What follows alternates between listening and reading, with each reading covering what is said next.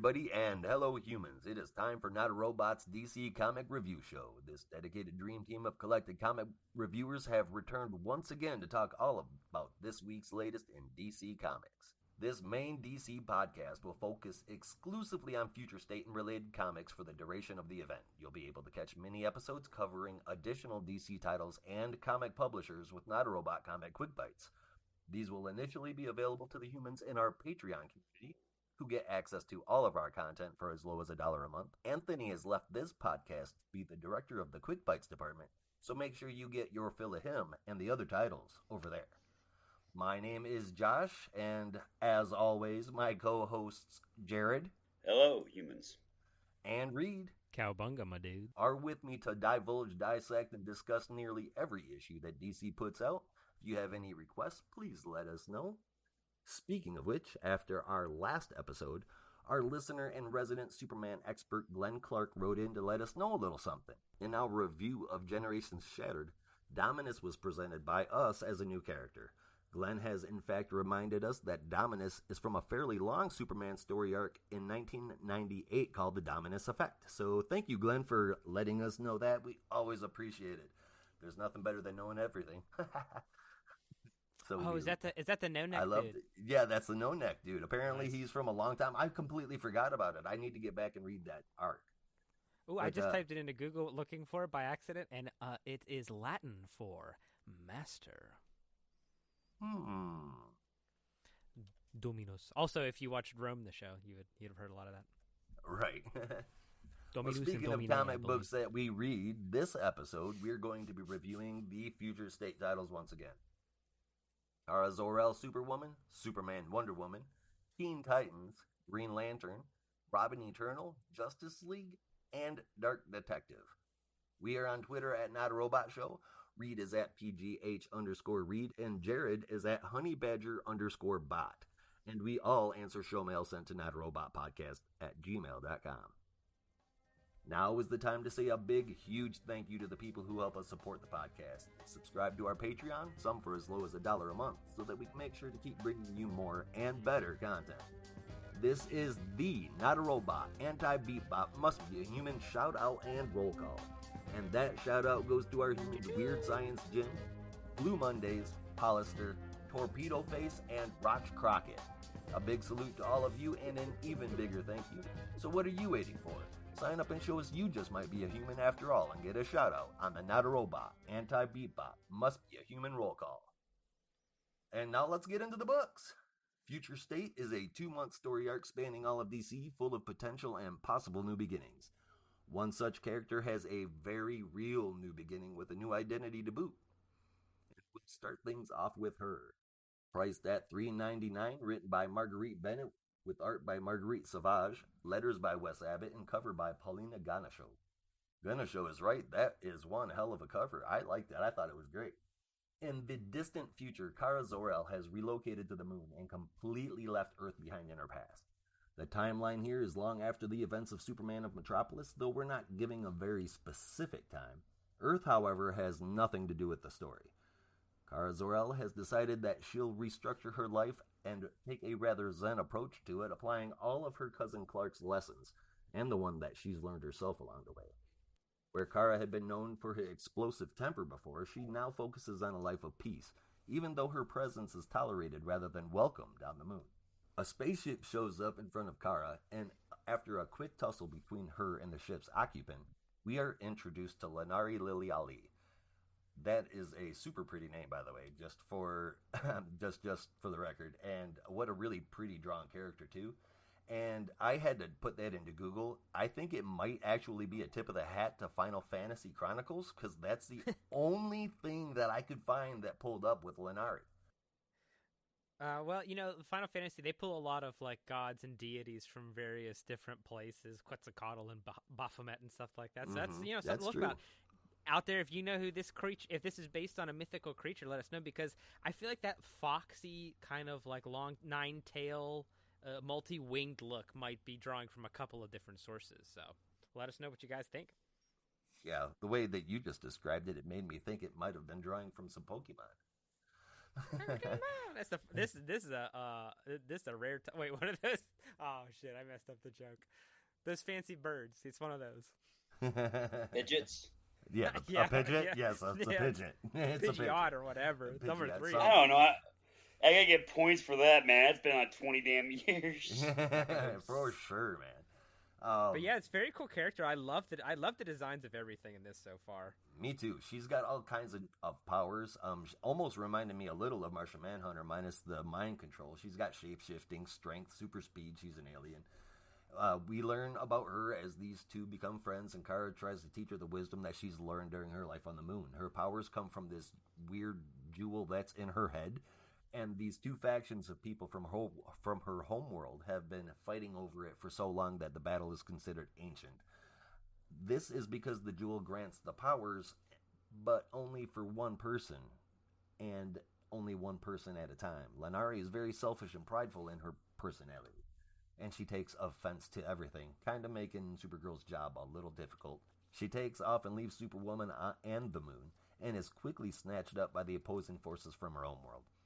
Now keep in mind, we still don't really know who the bad guy is here, and really neither does Superwoman. But that doesn't stop her from apologizing to Krypto for shedding her peaceful ways in the blink of an eye, and she cranks her angry dial up to 11. So far, dudes, I'm really into this story. They take the essence of all the things I like about Kara Zor-El and give it a brand new direction. The character conflict and the dialogue are awesome. The story's got me intrigued. When I first looked at the art in this book, on that first page, I was not thrilled because that's not my favorite style, but that changed before I even hit the second page. The art in Superwoman is exactly what it needs to be. It's like a balance of softness and dramatic flair, and it is really selling the story that it's painting. I gave this one an 8 out of 10. What did you think about it, Reed? Well, you know I love some interesting art, and this one fits right in. We're in a future zone. This is very like early like sci-fi like paperback art, you know, everything. It's very right. That's what like it started to remind me of, like almost that Louis L'Amour Western. Not, you know, obviously that's Western, but that era of art and book art. Everything is very like watercolor, and it's got this look that makes everything seem a little bit magical. I mean, you're on the moon, you're hanging out with this weird shape-shifting creature. This is a hit for me. This ticks off a lot of boxes for me. It's cute as hell. It looks great, and we're getting into all kind of weird pantheons, and there's all just kind of bullshit everywhere, and I love it. I do too. This is a high point for me. This is 9 out of 10. 9 out of 10. All right, Jared, where were you at with Kara Zor-El's Superwoman? Well, it breaks my heart because always taking Kara and putting her anywhere where she cannot be part of a main story. They stuck her on the damn moon this time. I knew it was going to end up being some BS, and it ended up being that way. The art seemed, I guess, if you were making an animated series like Yu-Gi-Oh! or you know, Digimon or Pokemon or something like that, the art would be somewhere there. If you like that type, then okay. I do not. I don't know. It just seemed. I guess it's new, different, being able to give everyone all horns for some damn reason. It's got a real Saga vibe. It's got real Saga vibes for sure with that. Yeah, it does. It definitely does. And I get what you're saying, because like I said, that first page, it wasn't until I got sucked into the story and saw where it was going, like the art just kind of felt like it fit. It's certainly atypical, though. This is not what you expect from a mainline DC comic. No, and no. I'm not one to usually defend it, but I really dug it here. I liked it. And regardless of how you feel about, or Jared, what did you give the issue? A 7.5, because I do like the story and everything like that. I do love the fact that I love Kara Zor-El. I love the whole Superman mythos, you know, everything related. And her ride has been a wild one, from being protoplasm to being someone's cousin to no longer being someone's cousin or cousin of a different. Yeah. Yeah. Sorry. Protoplasm mixed with the essence of Lex Luthor. Look at some of her origins. Yeah, now she's rocking with some Tinkerbell off of Buffy the Vampire Slayer chick that glows blue. Pokemon Manhunter. Yeah. All right. Well, honestly, yeah. I think that's that's a pretty good for his. I think, and that's the kind of thing about this book. I mean, I was taken aback at first. I'm like, okay, geez, what the hell is this? But it kind of wins you over. That the story and the characters are compelling enough that kind of like it kind of. By the end of the book, I wasn't even thinking about the art. You know what I mean? I was just sucked into the story, and I think some quality. So I'd only say it hit the target demographic for be able to get younger female readers into the comic books and everything like that. It shows a power team of two strong young females going together. So that's the reason why I gave it such a high score, is because they did hit it out of the park for the target demographic. I just don't happen to fall in that target demographic. Yeah, it's not exactly for you, true. But yeah, that's a good take. Yeah. I like it. It is a very good point, and it is an area that DC is lacking in currently, and it is nice to see that they are going to start addressing that. I've got kids that love superheroes, all kinds of superheroes. They love DC Supergirls, the superhero girls, that cartoon that's out, and they read those comic books. They want to see more, but they want to read more. It's just not out there for them yet. There's a lot for the 10 and up crowd, but not so much for the 10 and under crowd. And that's unfortunate. I'm glad that they're doing stuff that's appropriate for all ages. It's good for everybody. Regardless of how you feel about the issue, Superwoman and Lanari make an interesting pairing. Now let's take a look at another pairing from Future State this week. Superman Wonder Woman #1, priced at $3.99, written by Dan Waters, art by Leila DeLuca and Nick Flaherty, with letters by Tom Napolitano, with Lee Weeks and Brad Anderson bringing us that cover. Reed, what happens in this issue? Well, lots of changes have come to the DC world as a result of Future State. In this particular outing, we have two top-tier heroes taking up new mantles as the newly appointed Superman and Wonder Woman. John Kent, Metropolis's new Superman, seems to be enjoying his role, attempting to be what the city needs of him. He has a fun little morning routine that's all paced out by seconds, just showing how quick his mind is and how fast he is, all that kind of business. And his routine includes drinking his coffee in 3 seconds because he likes to savor it. Right. Doing a little I-beam skywriting and, just checking up on the neighborhood. He notices, though, that Earth's got itself a new solar entity on his routine, which is, I feel like he got pretty far into his routine before noticing that, considering he's a dude that is powered by the sun. But, breaking everything down into tenths of a second. I mean, everybody's a little foggy in the morning, so I'll allow it. I suppose. Even Superman needs a little more coffee. He needs time for that coffee to kick in. Yeah, but the new solar entity is, in fact, Solaris, the tyrant sun. Now, I'm not super knowledgeable on Superman business per se. Have we seen this sun before? Yes. Okay. It seems like it would be a good foil to super folk who love that juicy sunlight. Meanwhile, in Brazil, Wonder Woman seems to fare just as well in the concrete jungle as she does in the rainforest. As we see her rescue a crashing helicopter and then admonish a government official for taking a private helicopter while the traffic is so bad. Which I thought was really fun. She made them write, "I will not abuse my power, etc." and stuff on the helicopter as she left, which was really fun. That was funny as hell. But can I just point out that in order to make a point that they shouldn't be expending that kind of money, she slams that thing to the ground. I mean, yes, she saves it, but I mean, she doesn't do it gently. She might have. I think she might have caused a little bit of a. Yeah, not like Diana would have anyway. Right. Well, they're women. They are similar in that vein. They've got a point to prove, and sometimes they're a little heavy-handed. I like her personality. This helicopter apparently was not quite an accident. It seems that Kuat, the sun god, caused a solar flare that caused the helicopter crash because his people prayed to him because these officials don't have to sit in the traffic. So he granted their prayer, which was nice. Kind of a dick move, but whatever. Yeah. So declining to get drunk with Wonder Woman, which, come on, who in the world? He rides his, fiery goat or whatever into the sky to do battle with Solaris. They have a race. It causes all kind of baloney to happen on Earth, as it would, when the sun starts racing around the planet at light speed. But unfortunately, Wonder Woman and Superman are there to save everyone. Mm-hmm. At the end of the day, both sun entities are tired out and pledge to come back, tomorrow. And everything seems to be fine, except John is about to go about his daily routine when he passes out with his laser beam eyes on, and I guess smashes up the city real good. I guess we'll have to find out next one the next issue.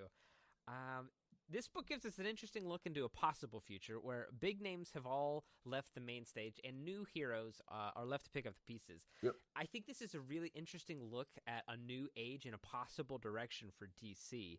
The art here, yeah, and I can see why they're pitching this the way they are. I feel like kind of shitty them selling us on being a focus group. I feel like they should have given at least a couple of these away for free if they're basically focus testing for the next 20 years. I mean, ultimately, I think what they were trying to do here was, find out if people were willing to pay that kind of price. I did see today. I found out today that the next Batman, written by John Ridley, and it's confirmed, mystery blown by the public announcement from DC, that's confirmed Tim Fox is Batman. Yep. Not Luke, everybody. It's Tim, bitches. I told stupid. You so. They should have saved that little They should have saved that little twisteroo. I thought it was Luke for sure. Yeah. Well, it looks like they have another big twist going. If you look for right after they go away from the sun, when they bring up Mr. McKizzlepix, if you cover John Kent's hair on every single thing, they save some money because he looks exactly like Lex Luthor. He does. The look facial a lot features, like everything. It looks like a classic Lex. Every single panel on that page. They just recycled the face. The way he That's was. Cool. Well, the way he was acting in the last time we saw him with the City in a Bottle, he's not too far off. He's kind of got some Lex thinking. Yeah. Obviously, now this takes place farther in the future than Justice League. Mm-hmm. Both heroes are known and know each other. In Justice League, that's not really so much the case. They kind of do. John is drawn really much older here. I see him as a full-grown man now. Yeah. He's obviously settled nicely into his role as Superman if he's not a little arrogant about it. Yara Flor continues to be Yara Flor, and that can't get any better. Her brothers Kuat and Ai, the sun and the moon, are really cool. They're like three sides of the same coin, and Yara Flora is the edge there. Or Yara Flor is the edge. I love the art, too. The only downside was that I thought that sometimes John's face was drawn a little bit too small for his head. Did you notice that? Yes. There was some weird... and that's what kind of kept this art from going from just being like, oh, that's really good, to being great. There's like a little couple of things like that. I don't know how to describe it, but it wasn't... It was just like, okay, yeah, that's pretty cool. And the story was, oh, yeah, okay, that's pretty cool. Right. It never kind of crossed that threshold for me. It is reflected in my score only because this is Superman and Wonder Woman, and to have a kind of just okay book with these very cool characters is strange. So this one got a 6.75 out of me. Just it needs to realize its potential. Okay, I gave this a 7.5. I enjoyed it with all the reasons I said before. The art I thought was cool. There was just a couple wrong places. I kind of liked seeing a different kind of Superman. I was a little shocked at first, and it took me a second to get used to the way that he did things, but I could see the son of Superman like boiling everything down to a science and running everything by a stopwatch to make sure that he lived up to his old man's name. To say that John Kent wouldn't do that is a little crazy. So, I could totally see that. What did you think about it, Jared? I think Superman needs to get a paternity test, because when you end up looking at, right after, it says, as the skies begin to strobe between light and darkness, it takes John Kent less than 0.08 seconds, which gets old for all the old time things. And like the next page that we got drawn here. The Superman is at the watch. This is Watchtower Earth. Yeah, Like, there's some illustration issues. He's got his brow is not that far spaced, so. Yeah, it's like they shrunk him. He looks like Smallface from the Dick Tracy movie we just reviewed on the comic book movie review show. It wasn't a Babyface? Little Face and Big Boy. Big Boy. Yeah, well, that could have been Vandal Savage, because I don't know, because that looks Cro-Magnon. What did you give it? I gave it a 6.25. 6 1/4 Superman out of 10. All right, well, stepping up the numbers game, at least in terms of characters, let's move from duos to a full-on team.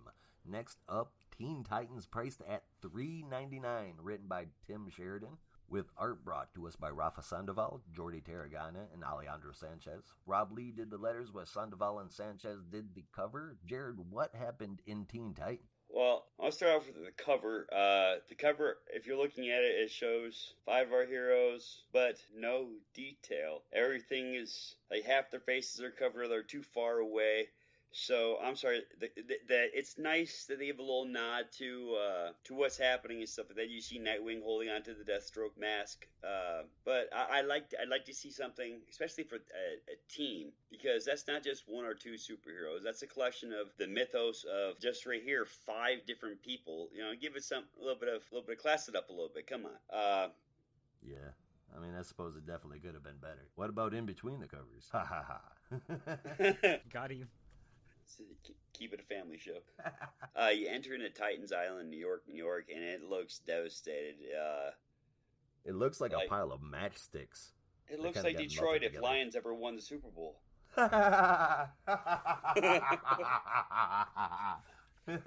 Oh, that's only somebody from Michigan would understand that, but that is no lie.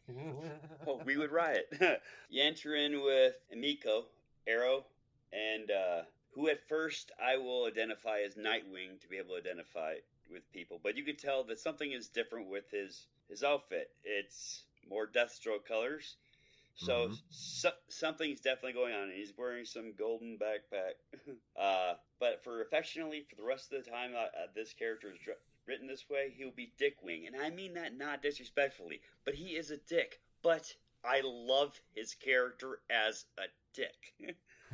You got to give him that. And he does actually have a problem with being called Nightwing in the issue. So he says something like, "What's with the Nightwing crap?" Yeah. So apparently he hasn't gone by Nightwing for quite a while. Which is weird. Do you think that's an awkward conversation to have? Like, guys, don't call me Nightwing anymore. How do you change that? You don't get to choose your own code name. It's like choosing your own nickname in high school. No. Right. I mean, the guy's got business cards. He's like, shit, no, that's Robin. No, that's formal announcement he sends out. From this part, hence. Does he like host it on a Facebook group, or is it? I mean, does he just tag everybody on Twitter? Status, it's complicated. Nightwing. He'd have to do something because it was the Flying Grayson, then it was the Ward of Bruce Wayne, then it was Robin, and then it was Nightwing, and then it was Dick Grayson. Oh, for the love of God! Then Dickie, Dickie boy, Rick Grayson. We need to have a flow chart just to be able to keep track of where he's at. I hate that they're changing his personality again in the future, but I guess we'll get to that. So go ahead and carry on with the review. I think the personality change is definitely going to end up being personal growth and everything. But he's dressed, if you catch the colors in Deathstroke's infamous blue and gold, and they got the Titans logo on their belt buckles. They're at a graveyard, and he is being, his namesake, a dick. Emiko is saying goodbye to Wallace West, and then he tells her he's got to hurry up. You see Arrow and Nightwing walking around, and you see the grave markers, or like the little markers for the honor of service, because I doubt that they buried all the superheroes there, because that'd be a one-stop shop for any supervillain to come nab and zombify, But you got a point there, but it looked like a graveyard to me. It's most likely just the markers, and then they're buried where their secret identities would be at, because one Black Lantern Corps, rise up, and you got yourself the A-Team. Right? Dickwing ends up hurrying along Miko's crying at Wall's tomb, and Red X appears. He goes onto a party where they got Deathstroke colored. What the hell was that? They have Deathstroke balloons all over the fucking place. I mean, that was well, a Deathstroke mask with a ribbon on it. Right? Like, what are we doing here, guys? I don't understand. I mean, apparently that's who Dick is now. I mean, no one's called him Deathstroke, but I mean, it's very, very clear to see that he has totally assumed that identity. Well, he still looks like he's got the blue on, or it's the shade of the blue, on there. It's not the Deathstroke colors on his uniform yet. And is that the point of the party that it's a happy birthday Nightwing, and they gave him like Deathstroke stuff? That's pretty weird. Weird move, guys. Weird move indeed. We want you to change. Happy birthday. We're almost to the finish of this one. How's this one wrap up, my man? Well, it's party time for the B-Day boy, and Deathstroke colored balloons are drifting in the loft. All those people are drawn together, and it is so poorly drawn. It looks like it was drawn on the back of a Denny's placemat. There's no detail whatsoever. I'm just... Yeah. I know everyone's excited to see Detective Chimp there because he is... Well, they end up doing some cheap toilet humor about Nightwing's first name being Dick, and apparently that's the first time that Arrow has ever heard that phrase, which kind of baffles me because she seems to at least be 10, and my 10-year-old giggles every time that word is said inside the house. And they did some cheap dialogue between Cyborg and Beast Boy, which is really not needed to try to push that, hey, they're really close friends. Like, we know that it's been established forever. Anybody that's seen any of the animated TV shows, they push it really good there. They're extremely good friends. Yeah, it's kind of common knowledge at this point. It's not something we need reiterated. Yeah. The art's so terrible on that page where the party scene is. On the lower right-hand corner is the only part that really draws my attention, where it looks like a leaf pattern. It says eyes on the prize dick. What was that? That's what drew my eyes there, and I didn't know if the leaf was a pattern of something or if that's like part of something. I don't know. We'll watch more Future State, be able to find out if that ends up tracking. Dickwing and Miko go on jet skis because why the hell not? It's comic books, so why not go out on jet skis? They talk about Psy Beast, which as soon as they said that, I wanted to run as fast as I could towards my wall head first. Is it Naruto style? And bang my head repeatedly because I knew where they were going with Psy Beast. You've got to be shitting me. So you can see where they're going because DC doesn't really come up with that much original. Right? I just snorted on a podcast. That was good. They have like a who's who of second generation nobody meta and heroes that are apparently now that important where I don't recognize hardly anybody there. Yeah, I mean, I think we're just now seeing these. These are some of the students that were a part of Teen Titans Academy that we're actually going to get, I believe, after Future State. Well, I'm looking forward to that because some of them sound interesting. Cool. I want to see how many of them are improvements or cheap knockoffs of whatever their counterparts are, because there seems to be, once again, not a lot of original thought when it comes to some of the people. They just look like, somebody 2.0. No. Hopefully it gets better than that. Well, they have the whole future, so they have infinite way to be able to improve upon anything. There's good building blocks. But Dickwing gets off hanging out like Batman in the shadows. Everyone's talking and rallying together, and Dickwing is in the shadows like a pervert, like Batman was. So he's just like Daddy. You guys are gonna come to find out that Jared will take any chance at all to talk shit about Batman. It's not talking shit about Batman. It's pointing out that Batman is not almighty like everyone thinks he is. He can't be everywhere. He's not Batman. Certainly not anymore, but we'll get to that later. Yes. Okay, where were we? And then after Nightwing pops out and shows that he's the pervert that he is. We get blessed by my favorite part of the Titans. Besides Nightwing, I'll always have a thing for Dick Grayson, but Raven, because Absolutely. everything. Oh my God! Whenever I anticipate her coming onto the page, it's going to be artistic. It's going to be colorful. It's going to be crazy because, well, she's daughter Arella and Trigon. She's a force to be reckoned with. She ends up laying down some Latin on there, Equitus, Egoth, Domain, which is very sloppy for the Four Horsemen go rule. So she's telling, hey, this begin the apocalypse, which... Oh, shit. Yeah, well, that's what, at least in Judeo-Christianism and stuff like that, the horsemen coming is usually a bad sign, and, you might think horses I don't cool. really know Latin, so... No, I had to Google it. But she gets kicked out of the battle, and then... She gets kicked out of the battle, or she ends up losing concentration, because it seemed more of like a very physical astral projection or something creepy or magical. She is, after all, Raven, so it could be magical or astral projection. She's in the safe house, which is kind of like a sex dungeon in the sub-basement, talking to some creepy smile locked behind a cage. Which... dungeon. Maybe she's got something pierced. Maybe it's by the nipple ring of Osiris. Who the hell knows? Right. Enter Side Beast. Yep, it's just as I feared. The nightmares had come true. Where they, like the Super Batman thing from the animated movie Public Enemies, where half of him is composite Superman Batman. Yes, thank you. Half of him is Beast Boy, half of him is Cyborg, and none of it works. Tell us how you really feel. They cancel out any of the good punchlines because Garfield takes a couple to get going because, well, he's endearing. He's just not completely, Garfield. Yeah. It just. I hope that it ends up moving forward. Yeah. Bunker, Crush, and Shazam trying to build a wall in Detroit. Detroit could definitely use more walls. They can keep out trying to keep out somebody. Which, hey, Detroit once again getting a defense. Jesus. They're trying to keep somebody out. They don't really sense into it. And then you flash back. You see Red X trying to make out with people. Try making people chill off while there's a cocoon of. It looks like the movie Cocoon.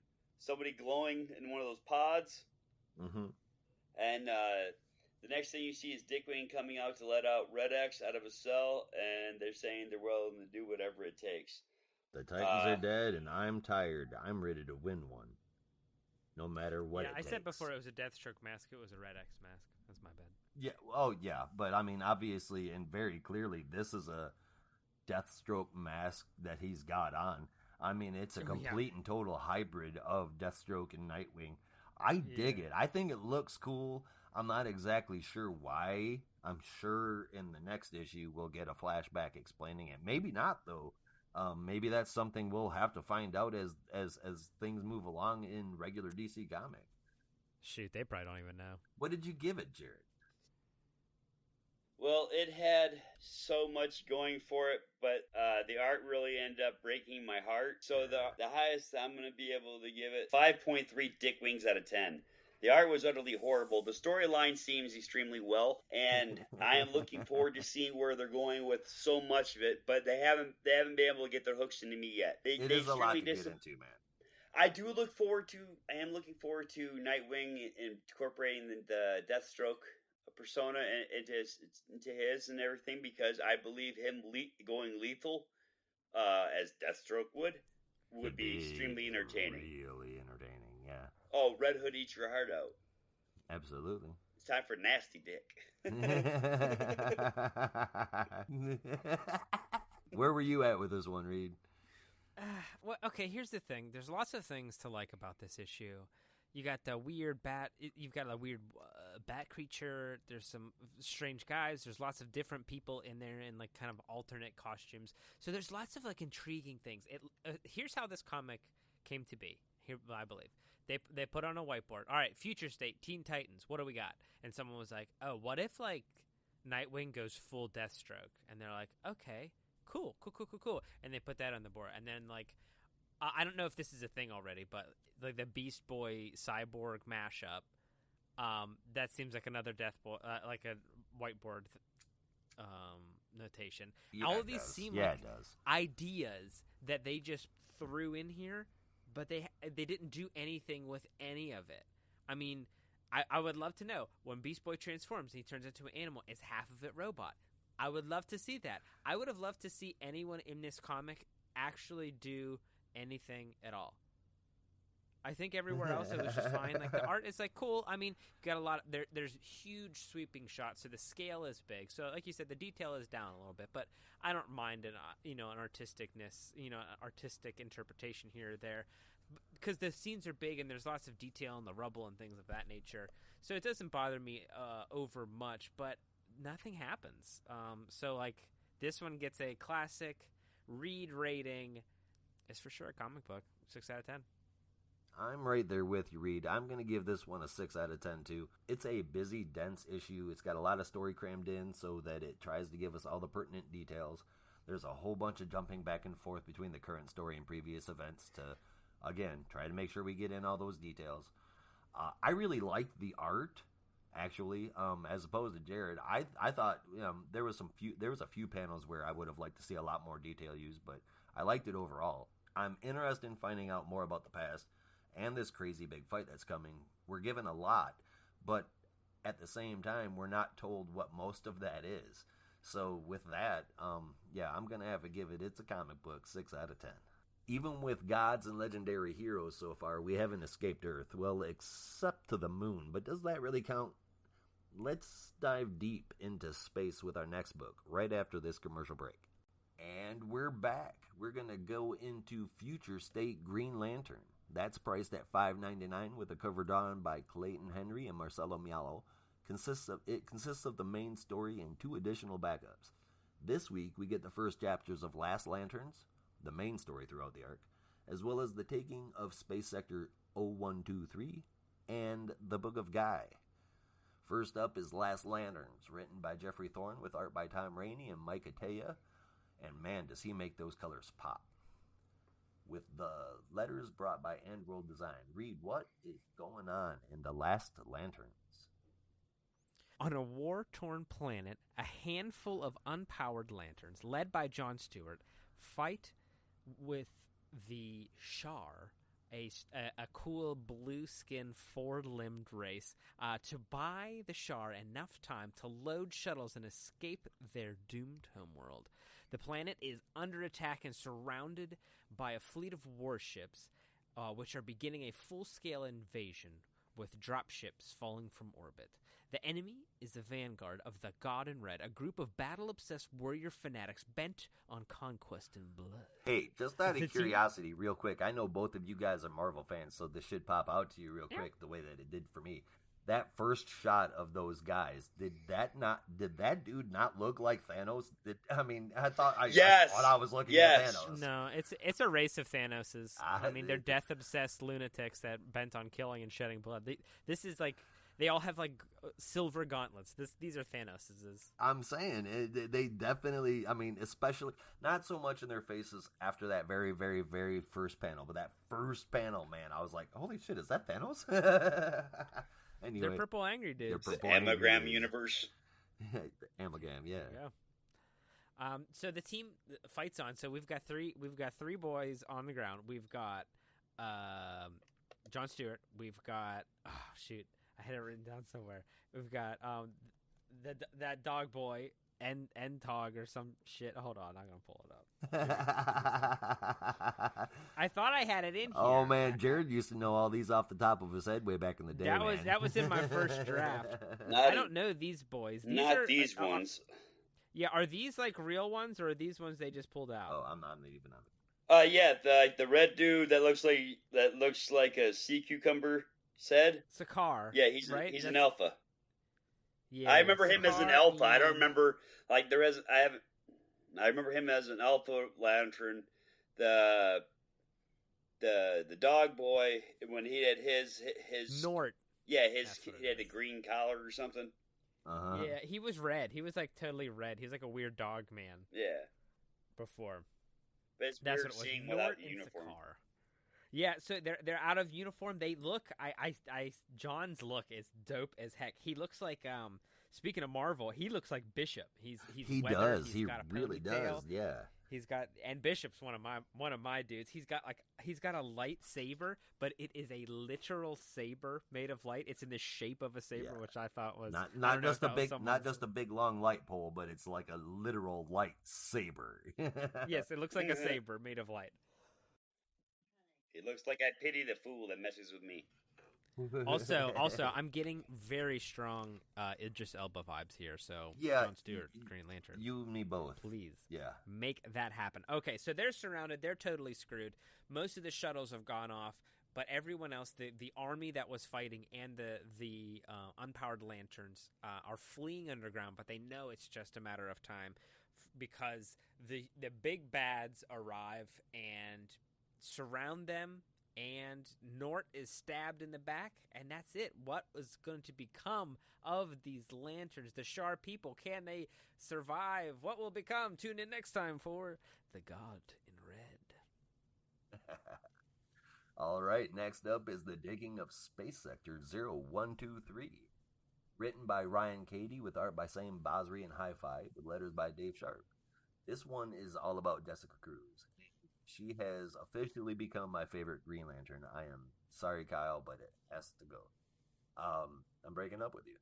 She, at one time in the future, was assigned to Space Sector 0123. The Guardians fell, and with them, the power of all the Green Lanterns, which is why John in the previous story and Guy in the next one don't have their power. Sinestro's Yellow Lanterns are currently making a move to take up the void left behind from the Green Lanterns, and that's where we find Jessica. A squad of Yellow Lanterns has shown up to where Cruz is, and she's calm, cool, collected, and one hell of a scrapper. She makes quick work of 2 Yellow Lanterns without powers. I mean, that says that Jessica Cruz has become a badass. I mean, no, she dope as hell. She's dope as hell for sure, dude. She is way past her anxiety. She still focuses on it, but she has conquered it. I just don't think she's realized it yet. There is 1 Yellow Lantern left, Lyssa Drac. That is Sinestro's most trusted lieutenant, who also happens to have the words of the Book of Parallax inscribed on her skin. So she's a scary character, guys. Jessica kicks her ass. And then, lo and behold, one of the rings that she collected from the lanterns she took down earlier actually selects her as a new Yellow Lantern. I thought this story was awesome. Well, okay, here's my thing. So it looks, in the very final shot, it looks like she's holding one ring. But if you look in the previous one, both rings are speaking. So I don't know if that means anything. But right before the green ring falls to the ground, they're both lit up. They are. Holy crap. And then she has one. Did they fuse? Did they become one? Yeah, because the ring? necklace is gone and the Green Lantern ring drops. Yep. So I mean, she's holding the battery, or the is that a battery? That's basically the battery. That's their recharge lantern. It operates the same way that the old-fashioned Green Lantern. Yeah. So she's holding both. So maybe that's just powering up the other one. But this, I don't mean to cut in before your wrap up here. Oh but no, that's fine. This got me pumped. Me too, like man. His character. It looks like it rejected the green ring because she succeeded to fear. Like being a master of overcoming fear, which is a good thing for Green Lanterns, but if she's a master of fear, that would make her a very powerful Yellow Lantern as well. That's very true. Thin line to walk. Yeah. Isn't that the same thing that happened to Sinestro, basically? Yes. It is. And it also, only started to yell. No, don't say that. Don't make don't make Jessica Cruz turn bad. And it only talked to her when she when she became a master of fear. But let's back up a little bit to, what's her name? I'm so sad now. Lyssa Drac. Lyssa? Lyssa. She is a space Elvira that looks like a professional wrestler. She's got the little tight parts on with the cape and the Elvira top on. You don't need... Also dip as hell. Not complaining or anything like that, but that's going to draw off something, trying to get any female readers in there because you don't have to make everybody look like a space hooker. That's true. Unless NASA, unless you know something that we don't know, and if that's where it's going, we're looking forward to the three-breasted woman at the bar. So normally I would agree with you, but at the same time, her vibe is pretty like Morticia Addams. Yeah, she does have a very at a cabaret. So that's like her whole vibe because she's got that dope ass power that when she like Ubers up, you can see the writing everywhere. So it's like that one. I don't know the name. Never mind. But it just exposes, kind of more of that, and that's scary. That's some scary shit to see. It's kind of like that, like we just talked about in Dick Tracy, the Madonna character, Breathless Mahoney. She kind of uses her sexuality as a weapon almost, and it just like strategically, right, to put you off balance, and then you're like distracted. And then she's got letters, and then she hits you with a giant centipede construct that is like bringing up all your worst childhood fears. Boom! It's a great 1-2 punch.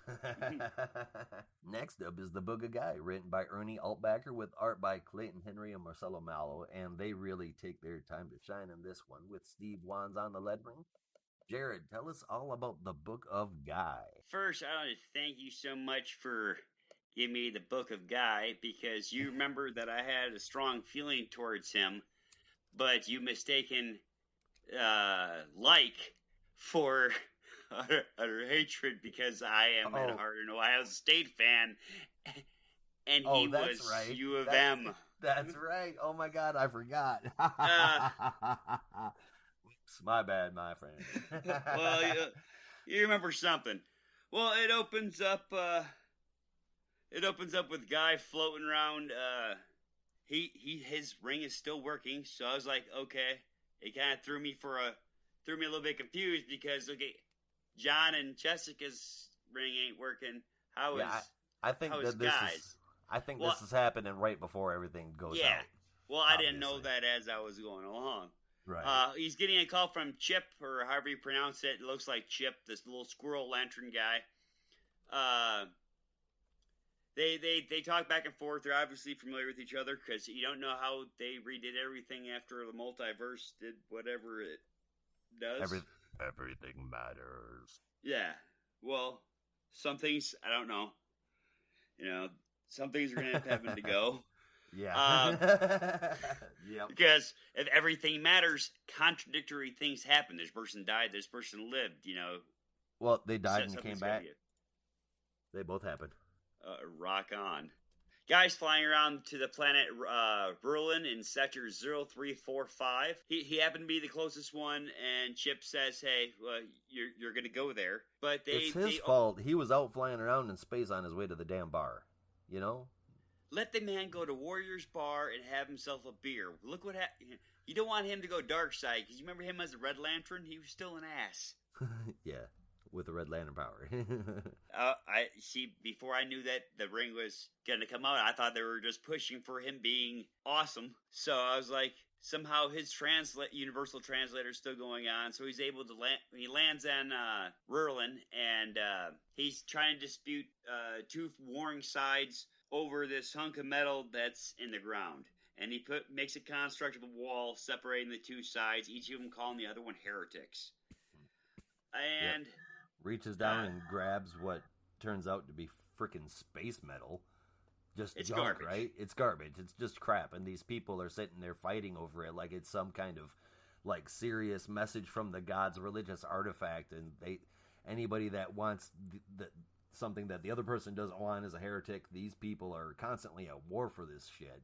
That's ridiculous, man. And if you take, I guess they are primitive. Look at the piece of garbage. Well, it looks. If you look at when it's center frame, it looks like it's one of those things that we did send out in space that gave our direction to which solar system would be where our planet is. Because as you can see, it's got a picture of a man, and it looks like water on top of it and stuff. So it would be like the side of one of those things that we put up in space in the 80s during Reagan time. Oh, jeez. Well, should have known we were going to come back and have that bite us in the ass. We actually sent out pictures and shit with detailed maps on how to find us in the star system that we knew. And we sent out, in addition to that, we also sent out vital records. I'm not making that up. It was vinyl records and a picture map. Not vinyl. Yes. They are records, but they are gold records. Because gold don't deteriorate. The more you know. No, yeah, so it's just space junk. But this part was a little confusing because I thought that this was some sort of value judgment. I wasn't kind of like paying attention that this is when all the rings went out.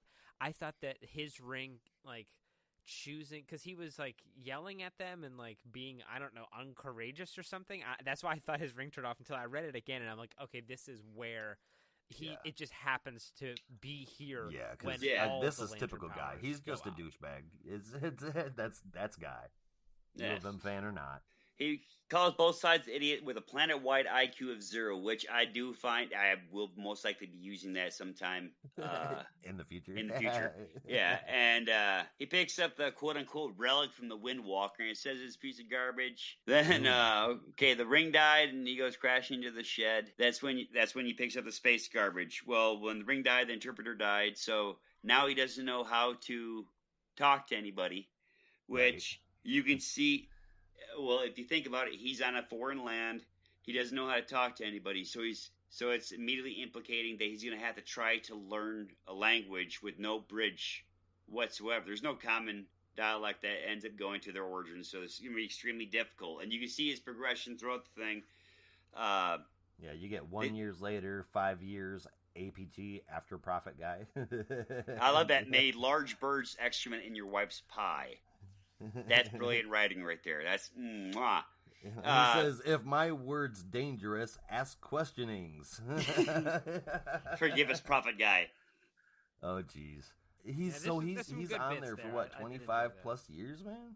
Wow. Yeah, people ended up dying because they didn't like grape jelly, because he said grape jelly is the only type of jelly worth having. So if you didn't like grape jelly, if a different jelly was your favorite, you got killed. Yeah, because you're a heretic. Slap my ass and call me Crowley. That was delicious, man. I'm telling you. He promised no more late nights at the bar after that one. I did love his beer poncho. But the 20, he goes out to the 25 years. Was it after Prophet Guy? Yeah, APG. So he's a weird damn thing. Yeah. That's just messed up. You know damn well he made up his own calendar. That came from Guy. Yes. But he helped him in ways that he was familiar with. He taught him how to be able to recognize the weather patterns, irrigation systems, be able to predict crop growth. He helped brought an end to violence, because although I don't like him or his character or anything like that, at heart he is a Green Lantern, and he does. Although it's pride that leads his way to be able to be a good Green Lantern, he is. A good for the Green best Lantern. part, a good Green Lantern. Not gonna hang out with him after the bar at the Hunter's Bar or whatever the heck it is, Warriors Bar. Yeah, but whatever. So he helps the people that he's stuck with, who is revering him as a prophet. So as long as he's alive and doesn't prove himself wrong, then they treat him, like a king or a god or anything. And then but the favorite thing. Yeah, more importantly, he invents the foosball table, which they said the people are not ready for. Yeah, right. Look, that is great.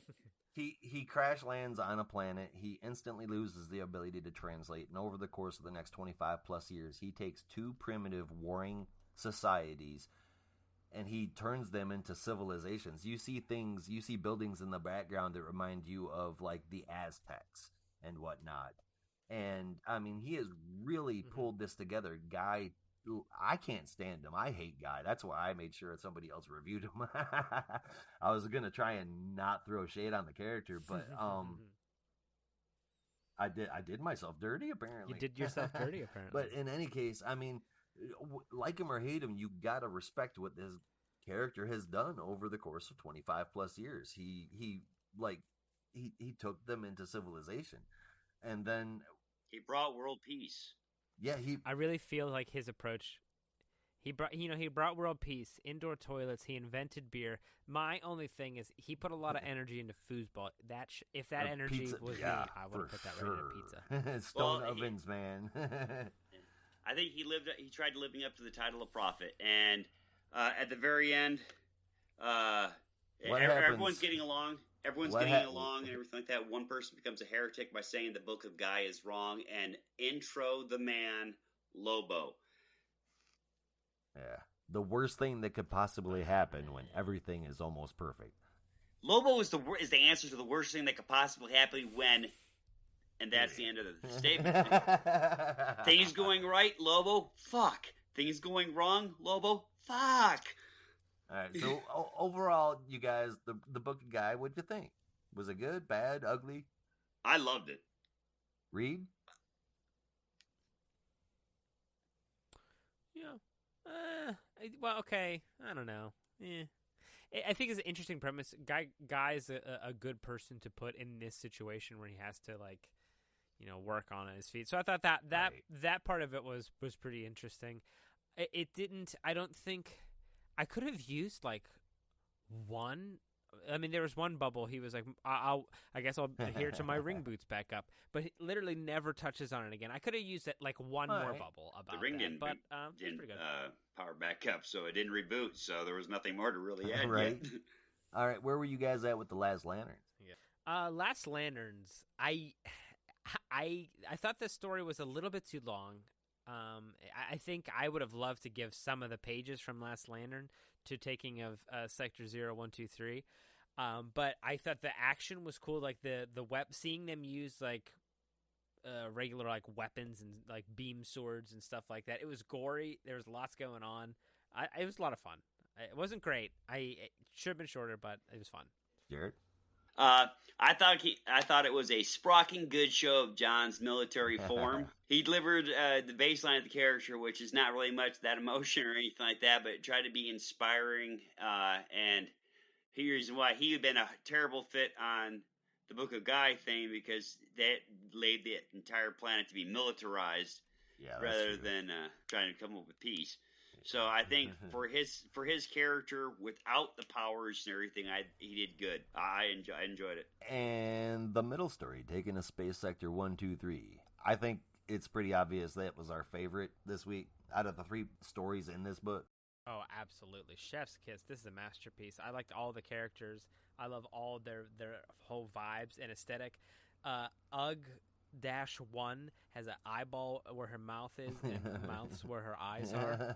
Dope design. Super love easy. It. Love to see it. Jessica Cruz. I keep wanting to say Jessica Drew, speaking of Marvel. Jessica Cruz kicks ass with an atomic axe. I'm loving to see where this arc goes. This is one of the future state stories I'm most excited to see more Absolutely. As far as Last Lantern goes, I mean, I'm just not enough of a Jon Stewart fan to appreciate the story. There wasn't anything bad there. I thought it was kind of obvious that Jeffrey Thorne either served in the military or he's a military fan, with some of the dialogue and the choices that were used in the action scenes. But this is an army story, not a Lantern story. It was definitely different. The art was okay. It's drawn well. There's nothing wrong with it. It's just not my kind. Just style. As far as Jessica Cruz goes, man, Chef's Kiss, holy shit. You could have released that as a single issue. That would have been 9.75, man. Give me 4 more of those. She's being Sigourney Weaver, on a space station alone, crawling through vents and shit. The cherry on top is her doing the superhero pose with the atomic axe. Yeah, she's gonna do the superhero landing. You can hear Ryan Reynolds saying that. We're gonna hit that back later on at the end of the podcast. And then with the book of Guy, it was basically so Guy goes out for a drink at his favorite bar and turns into a messiah for an alien planet. And after a long time, he's got near perfection until Lobo shows up. That was the story. I just don't like Guy. He's my least favorite Green Lantern, even though he's got some good stories. Here, this was cool to see the way that they used him. The art, for me, was similar to the first story, and again, nothing wrong, just not my favorite style. I gave this a 7 out of 10. What did you guys? Well, I went a little higher than you. I particularly liked the art. I like the storyline. I like being able to get to the lantern that's underneath the ring and the battery and everything. I enjoyed it, although it didn't have uh, all my favorites in there. I do love Jessica, so she's great for story development. John can take or leave, but yeah, you need him for a strong back. But you got to get down to who they are besides the ring. So I gave that 8 1/4, lantern rings out of 10.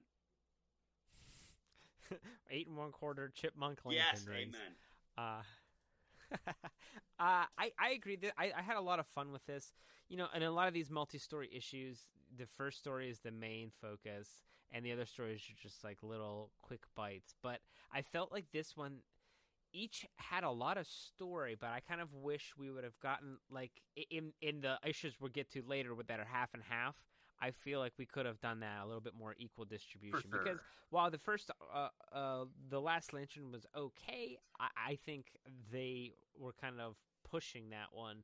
Whereas like I said earlier, I would love to see more of the Jessica Cruz storyline here.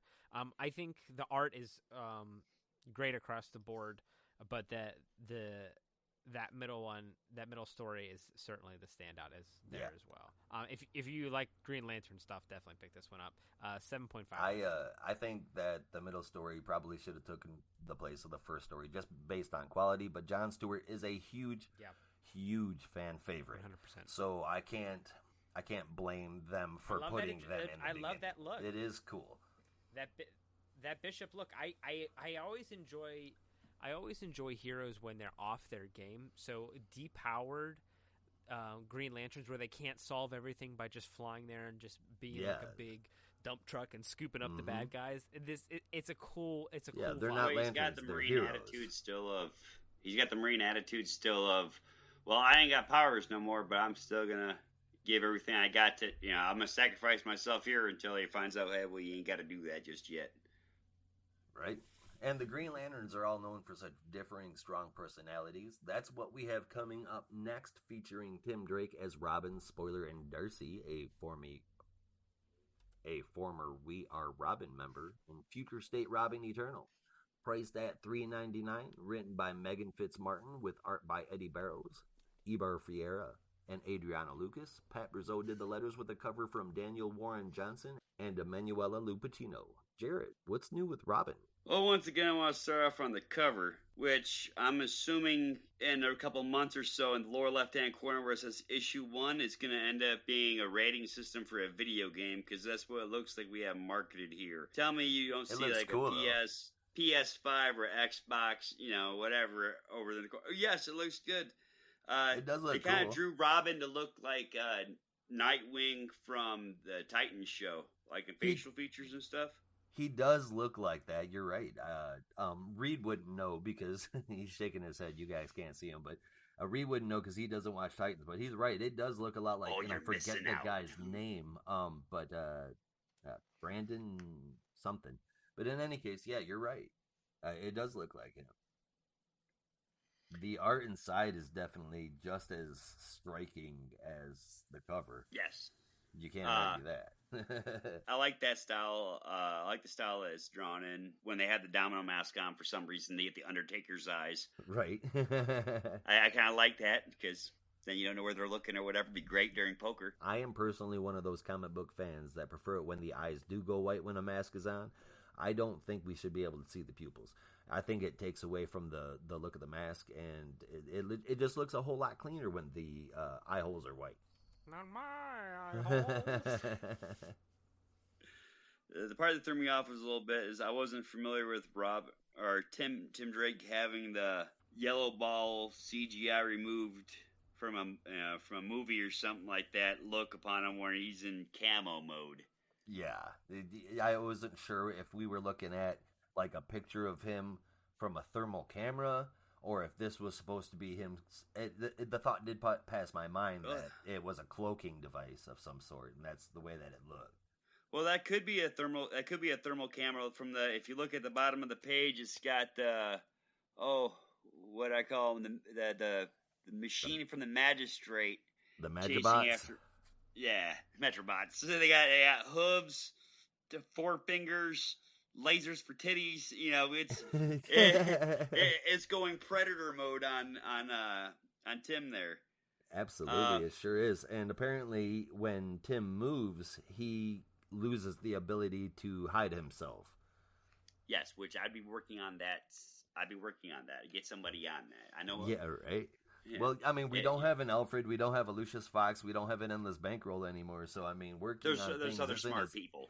Yeah, but it's not as easy as it once was, you know, and it costs money, something that they don't have anymore. They enter the splash page that answers all the questions that I literally just had for like who is this and everything, because I didn't know it was Tim Drake, and I didn't know it was Robin in camo mode. I just seen what looked like the Predator hunting.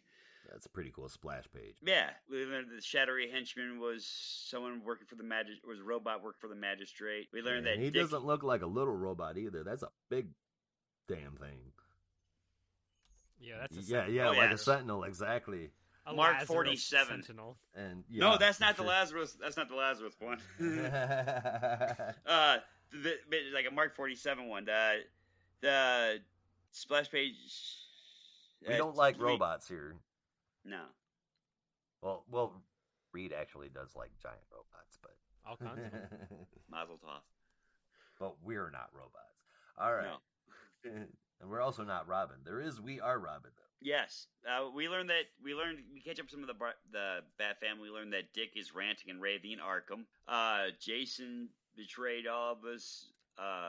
Betrayed the entire Bat family, and he's working for the people that killed Bruce, which I'm assuming is going to be It's the magistrate. Yes, I know it's magistrate, but I'm saying I think that's going to end up being him just trying to get close.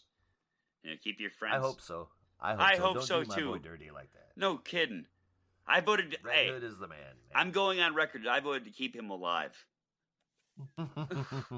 That's all on y'all, man. Don't do him like that. Well, he mentions Damien, and then he kind of just leaves it a mystery at that. But he's pondering if he's enough to be able to take on the magistrate with all of them along his side.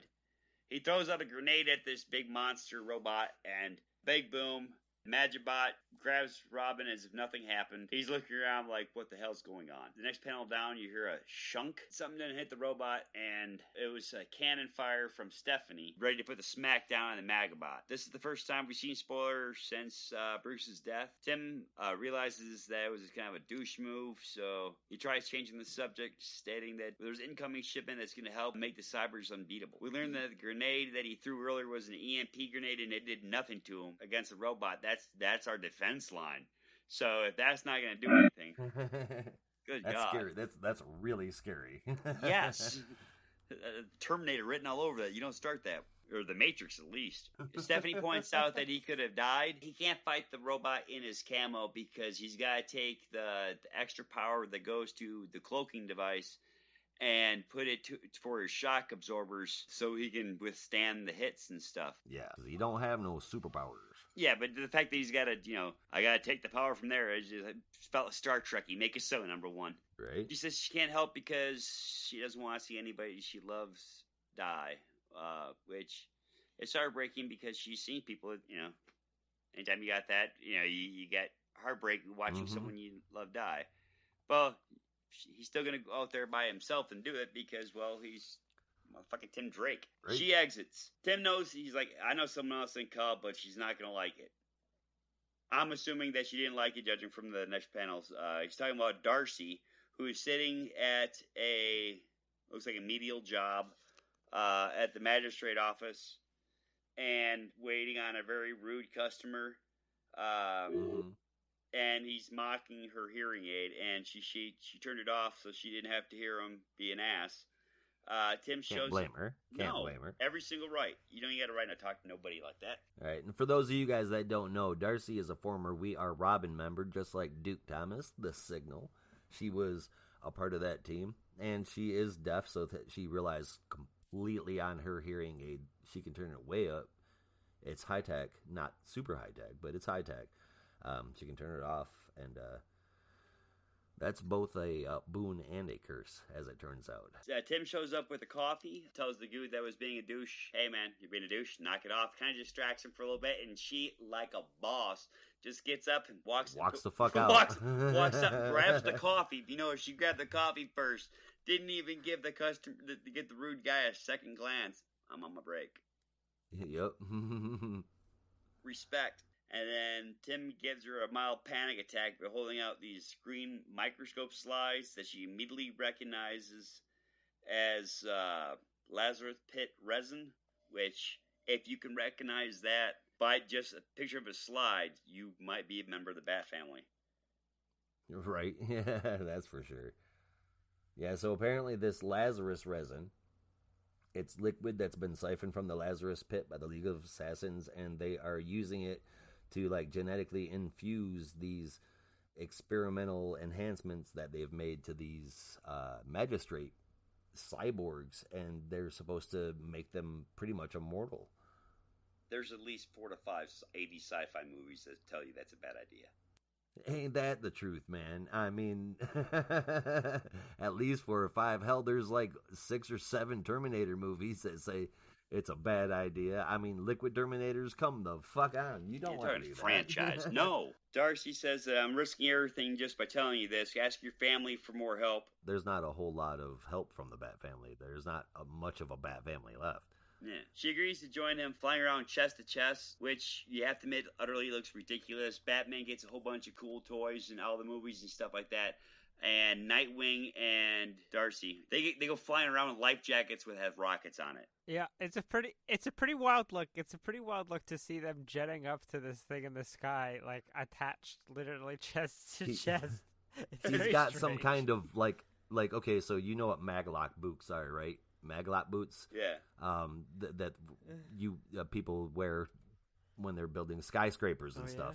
Yeah? That stick it. This is like a maglock version of the Rocketeer jetpack. That's what it looks like to me. Like they're held together by a magnet, and that just screams Rocketeer jetpack to me. It even has little fins on the side. Yeah, I thought you were going for a maglock. Oh, maglock boobs. You took the higher road, sir. Gentleman and a scholar. I feel bad about taking. So I'm down there on the low road today, baby. So they're flying off, and like we mentioned, they meet up with Spoiler. It's a little rough at first. Then what happened? They run into a huge cyber, immune to the Spoiler's cannon, due to they've been perfected by the Lazarus resin. So Tim does what Tim does. He goes all Chuck Norris on that mother. And during that time frame, he falls into resin because, well, he wore the title of Robin. That means you're doomed. Yeah, man, he didn't just fall into it. You see it. I mean, the way that his face is drawn. I mean, obviously, he feels like he's about to die in this little panel, and then in this other one, his head is cocked at such an angle, and the word "crack" is so huge. You can tell damn well Tim just died. His neck got broken. Why they always gotta kill this guy, huh? Bums me out. I don't he's know wearing why. a Robin on his chest. Future State. It's a target. Future State dead again, baby. Well, luckily he ended up landing in liquid Lazarus pit because they air quotes. Luckily, yeah, because that always works out for the best. And what do you know? He rides up. He states, "Round 1 is done." Cracks his neck. He says, "Round 2." He cracks his legs too. You see his leg like snapping back together. Crack, pop, pop. Yes, he was fucked up, man. This is a pretty brutal.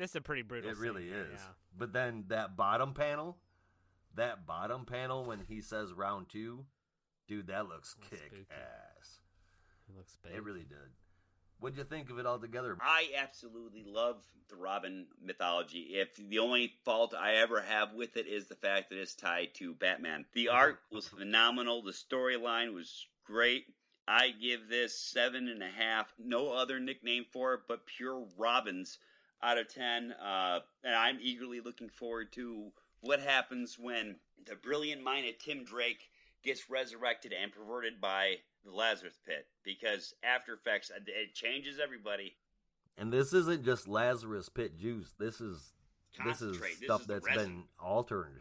Yeah, I mean, it's been messed with and experimented on, so we really don't know what it's going to do to Tim. No, it could drive him mad. It could do. That's a good point. He could become the next supervillain. He really could, and I hope he don't. No, I hope he don't either. Enough. He's been used, right? Yeah. He's been used enough. Don't turn him into Wally West, for crazy's sake. For me, guys, the art was standout. I loved every second of it. Both Tim and Stephanie talk and act perfect. Tim gets the short end of the stick quite often at DC, and it looks like he just picked that stick up and he's ready to beat somebody to death with it. He died, and now he's come back to life, and he is powered up, so I am all for it, man. Not perfect. There were some issues, but altogether 8 out of 10. Reed, where did you land with this one? I'm kind of right there with you, because I was torn. The visuals are great, but it's weird because at night, the visuals are amazing, but like in the one or two daylight scenes, it was kind of washed out and strange. That aside, I loved all the designs. I loved like the thermal or the camouflage. I loved the look of Huntress and Robin and Spoiler. I think everything was cool. The Lazarus robots were cool. I'm interested to see where this goes. But it was like it kind of it dragged down a little bit in the middle. So it did get I was hyped, and then I got bored, and then I was like, oh, now here we go again. So for that, this one is coming at a 7.25 out of 10. All right. Well, there was exceptional character representation here with Tim, and I love that. That's somebody that I know really well, so it's easy for me to pick up on, and it's very important to me that it's done well with somebody I know so good. It's also important to me when I'm getting to know new people, and there is a whole brand new team coming your way in the next book, Justice League. Priced at $5.99 with the cover by Dan Mora. The story and art are by various talents. We'll list those individually. Future State Justice League will feature the main story with a backup story for Justice League Dark. The first one, Justice League, written by Joshua Williamson with art by Robson Roca, Daniel Enriquez, and Romulo Fiardo Jr. with letters by Tom Napolitano. This story is set in a future where the original Justice League disbanded and set up a new charter Justice League in its place with some rules. This time, though, there are those rules that have been set up in place to make sure that the league doesn't get out of hand or out of character again. At this point in time, the plan so far has worked. Everything is kept truly professional, and the future is looking pretty bright, to be honest. Batman has saved Gotham, Superman stepped in for his dad without missing a beat, and the rest all seem to be far better at their individual jobs than their predecessors. So way to go, new guys. The big bads here are not the Legion of Doom. They do make an appearance at the very beginning of the story, but it's actually the Hyper Clan, reaching all the way back to 1997. They are a team of superpowered white Martians. Protex, Immortal, Armech, Fluxus, Primate, Tronix, Zenturion, and Zoom have appeared. They've not just shown up, but they've taken out the individual members of the Justice League acting together. Being shapeshifters, these guys are just going to slip into the identities of their heroes. The dynamic between the characters works really good in this issue, and you've got me. I am into the story. There's a lot of potential to leave strings untied, though. Fortunately, we saw that with Williamson doing that in the Flash run a lot, so I hope we don't get that here. The art is spot on for a Justice League book. I'm going in a little cynical, but so far so good. What did you guys think? I like the way they were drawn. Yara made a great Wonder Woman. John made a great Superman. They're kicking butt. I kind of want to see, did I miss something on the reason why Flash thought that Aquaman and Amira would be upset with their daughter hanging out with someone from a different Earth? Because the Justice League set up specific rules that they were not to interact on a personal level in any way, shape, or form. Yeah, but he's a Flash. They know he's not going to follow that stuff. You know, you got a point. I mean, how many reboots follow rules? How many reboots were just because of Barry alone? Truth. Reed, where were you at with it? I love this new direction, and I'm loving the kind of this new Justice League. There's all kind of stuff. I like all the new characters. I'm excited. Aqua Woman, okay, yes, heck yes. And I just, it's at this point now that we've been through a couple of these where these are great ideas and I love it and it's a super bold direction, but I would have loved to got to some of these points organically. Just give me this storyline. I'm starting to get, like, at this point, kind of embittered because I'm loving all of this, and then it's just going to be taken away. It very well may not be, though. Like we've been saying here, we're looking at we're essentially a focus group, and if we buy these issues as comic fans, if we buy these issues, if we encourage these storylines, then they are going to start tailoring the universe toward those, or they are going to just continue releasing those. Like we mentioned earlier, there's going to be more the next Batman written by John Ridley, not just a totally separate story arc. It's continuing on, so we may get more. What do we need to buy in order to get to no more Bendis? How much we need to buy at what? Because I'll win the lottery, try to go towards everything. Everything that's not. All right, then, listeners. Here's what I'll say about it. Here's what I'll have to say. We've got some fancy people following us on Twitter. Hopefully, they listen to the show. So if you're out there, these are cool storylines. I love this. Tell your folks, give me some more of this. Make movies out of some of this shit. This is great. Absolutely.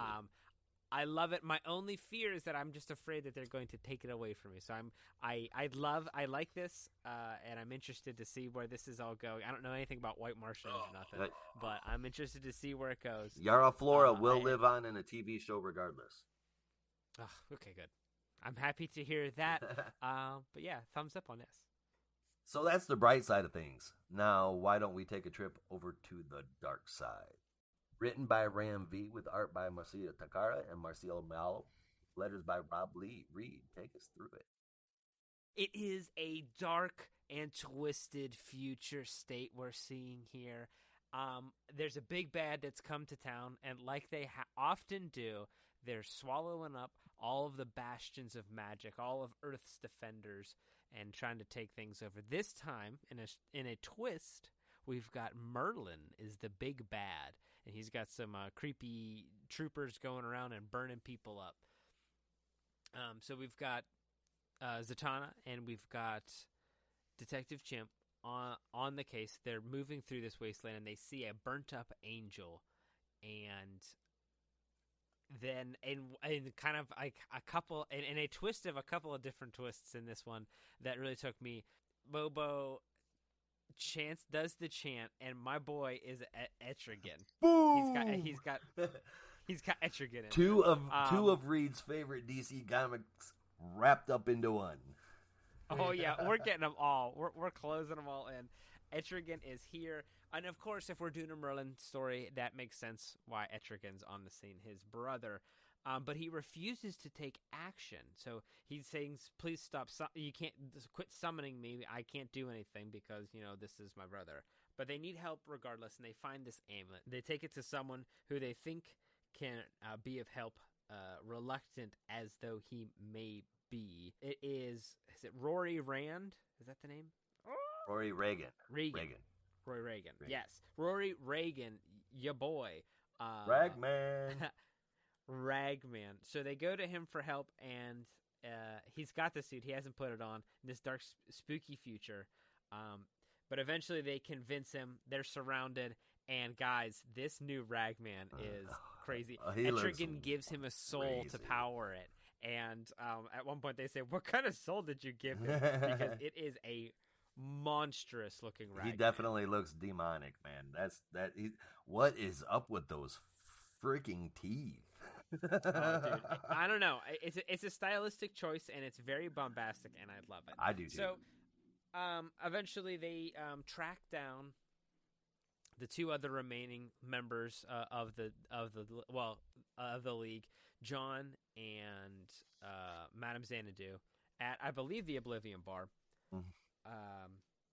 And they have been trying to work something out, but it keeps coming up weird. And they've just been given one task to protect this weird old hermit who's got the future in a can. Etrigan, as soon as he sees it, realizes what it is, and it's all part of this scheme that only Hellfire can reveal. And he burps up some flames, and bada bing, bada boom. Dr. Fate, who has been missing, is now back, and they're gonna kind of take the fight to Merlin now and his knights. So there's lots of cool new bits added in. We've got these weird knights that are apparently like huge juggernaut kind of characters. We've got the team back together. Everybody looks awesome. The new designs are great, and I can't wait to see some more of this. I had it on my notes. Expect Reed to have an orgasm when he ends up reading about Detective Chimp and Etrigan being the same person.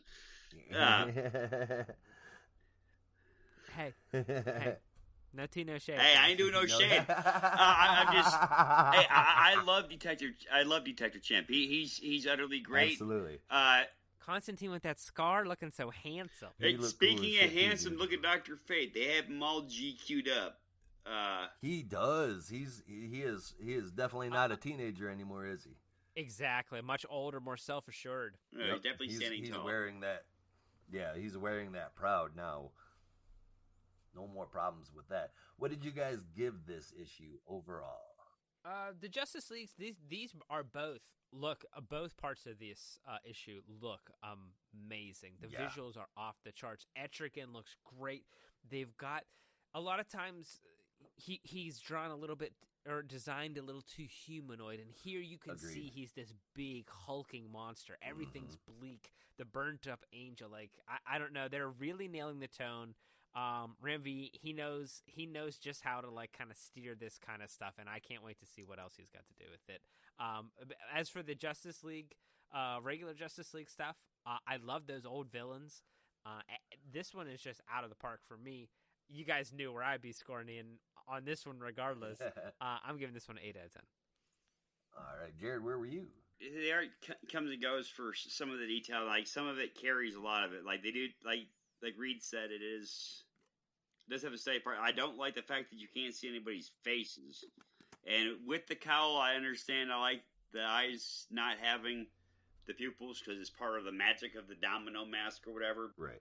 So they had ones that are stellar. They had that didn't carry out through the entire thing. I'm going to give it 7.5 Dr. Fates out of 10. The art wasn't as consistent as I liked it to be, but like I don't have as close a connection as Reed does. But Detective Chimp is in there. Dr. Fate is in there. Oh, bring it on! I am into it. I am wanting to learn more. I'm hoping that they keep the Etrigan's speech pattern down a little bit because that's what I find tiring of him. Yeah, I actually saw Ram V tweet just a couple of days ago that rhyming on a deadline was super hard. Yeah, a lot of it was a little bit janky. I feel like you need to kind of sit with those because there were parts where it was like rhyming but also not rhyming. I don't know. I'm a real cheesy kind of limerick. I like writing like stupid limericks and shit like that. Mm-hmm. So I love a good rhyme, and these ones, I'm giving him. I'll give him a pass because he said on a deadline. So, but I would like to see a little more rhyming work.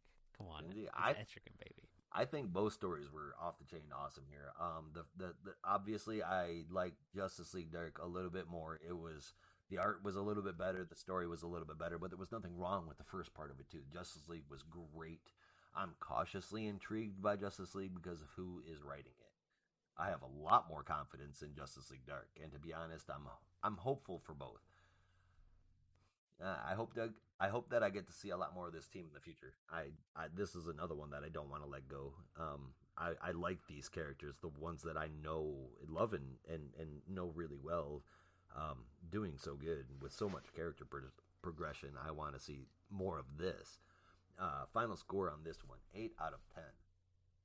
And you get... Real quick, before we move on, I just want to say, I mean, I like Detective Chimp just fine. I'm not a big Detective Chimp stan. I don't know. I don't want the wrong message being sent out. Constantine now. Yeah, he's even more Constantine fan. But I love all the Magic Boys, so I will say that. I guess absolutely. I've been John. I love them all. I've been John for Halloween and cosplay 3 different occasions. I love Constantine. It's all huge, bombastic stories on a giant scale. You know exactly what you're getting when it comes to a Justice League book, light or dark. There you go. For the final issue this week, we're going to go small and on a local level. Ooh. Gritty even, with a dark detective. Priced at $5.99 with a cover by Dan Mora. Story and arts by various talents listed individually. Dark Detective is made up of the main story and additional backstory in each issue. This week, we get the first chapters of Dark Detective and Grifters. We'll start things out with Dark Detective, written by Mariko Tamaki with art by Dan Mora and Jordi Belair, letters by Aditya Bidikar. To the public, Gotham's Dark Knight is no more. Batman is reported dead, followed by Bruce Wayne just 2 days later. Gotham itself has become dependent on technology, based from stuff started in Wayne Enterprises, and everything around it, it's tied so closely, it allows the magistrate to pretty much take full control. Bruce is indeed shot in an alley, which is a little ironic, but he makes it. He's shot pretty bad, though, and no one else knows that he survived. Nobody knows that he survived. Using the last bits of the Wayne fortune, he hires a back alley surgeon to save his life before he slips into anonymity. We have a totally different Bruce Wayne here, and Batman is by far no more. Bruce is older. He's suffering from the terrible gunshot wounds that almost took his life. He's having problems lifting himself up onto ledges. And he's trying to get used to all of this while also trying to figure out how to scrap together enough change for coffee. So the whole thing feels like a setup issue, but I think it was done right. Like most I know, I had my trepidations about Tamaki taking over this character, but I don't anymore. I am really super curious to see where this goes. It's established that he must change every single aspect of himself in order to continue to fight for Gotham. He cannot do it as Batman. Batman is dead. Even if he were to put the suit back on, the mythos would be damaged due to the way that Bruce moves and makes allowances for his age and his pain. So I cannot wait to see what happens next. Like, at all. Where were you guys at with the Dark Detective? Well, as always, I judge the hero by the rogue gallery. And the Peacekeeper, mwah. Peacekeeper number 1. Yes. He's going to be the big bad throughout all of this. Yes, Peacekeeper number 1. He had a lot of the crossbones from Captain America Winter Soldier look, except for he doesn't have it spray painted and stuff like that. That's just his face. The blue mask, it looks like one of the wartime American flags tilted sideways, so it's hanging. Uh-huh. And I got annoyed by the number of times you're stop all movement by the order of the magistrate. Right. I'm like, it's a robot. It can say different things. Now, I know we're not pro-robot here, but hey, yeah. You can say it's what it's cybers. They call them cybers. They're not robots. They're cybers. We can give them more dialogue. There you go. I do like the 80s style look that he has. Kind of reminds me altogether with Jon Stewart with his Green Lantern ring off, where he looks like B.A. Baracus, and he's going in looking like he's the A-Team. T-shirt rolled up, ready to go, rock and roll. Hoorah. I have more respect with Bruce Wayne being able to do that when he's not in good health, not having to rely on the superpower of having billions of dollars. So it's a hell of a superpower. Yes. Well, Joker had fun with it. I'm looking forward to seeing what they actually do with him. I might not be a Batman fan, but he does draw a lot of good stories to him. And I hope with him being hurt, they don't put him in every single damn thing again. But I am looking forward to it as extremely well. And Reed? This is a pretty neat arc. I am suffering from a little bit of magistrate fatigue, as all of the Bat stories seem to take place in this kind of magistrate universe. Mm-hmm. He's supposed to be dead, both Batman and Bruce Wayne. So that's a pretty cool angle that I'm really enjoying. Batman living as like on the streets.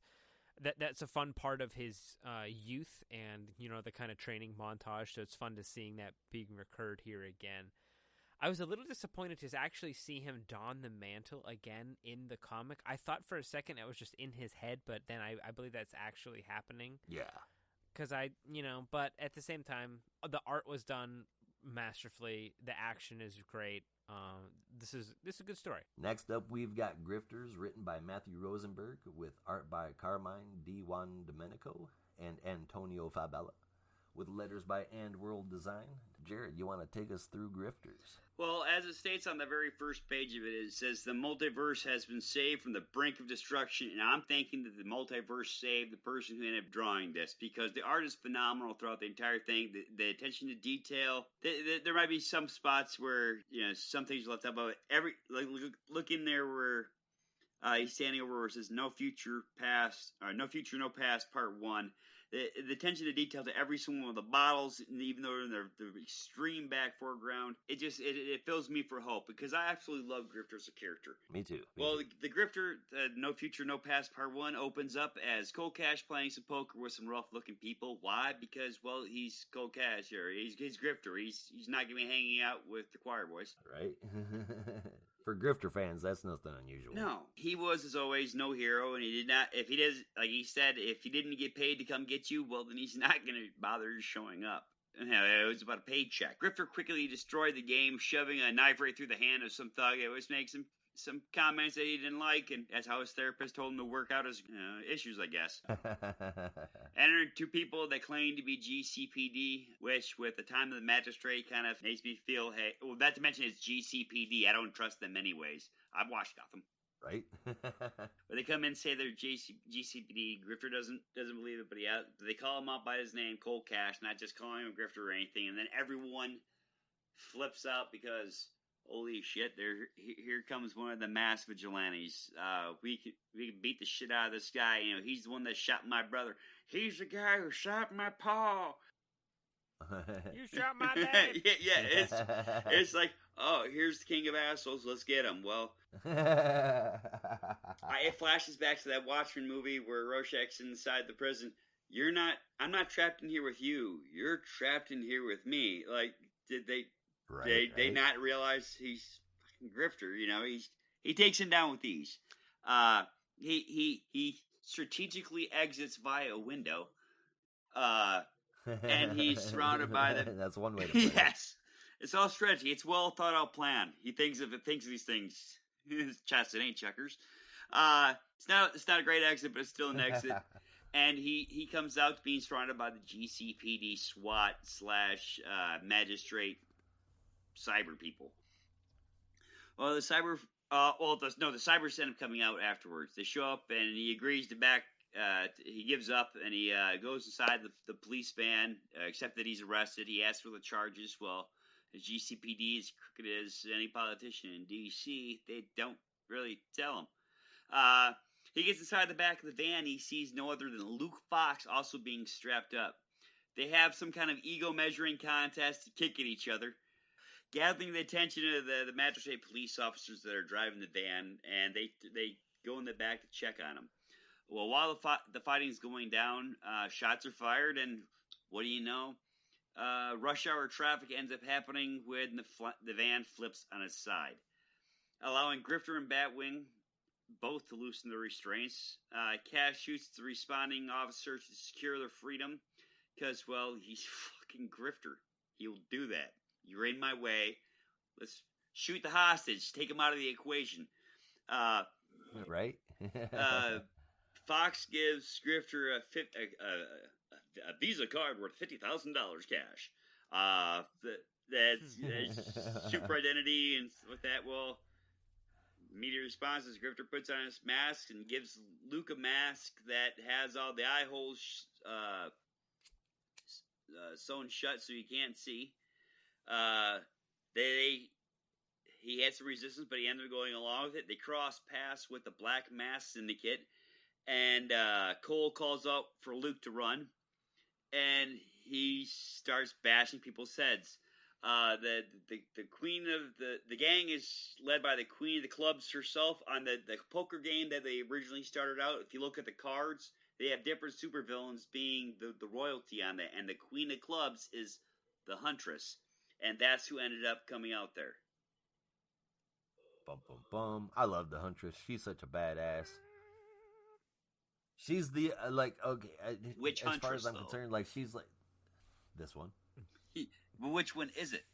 Not the Helena Wayne alternate universe one, the Bertinelli one. Okay, well, do we know for a fact it's the Bertinelli one? I'm gonna say it more than likely is.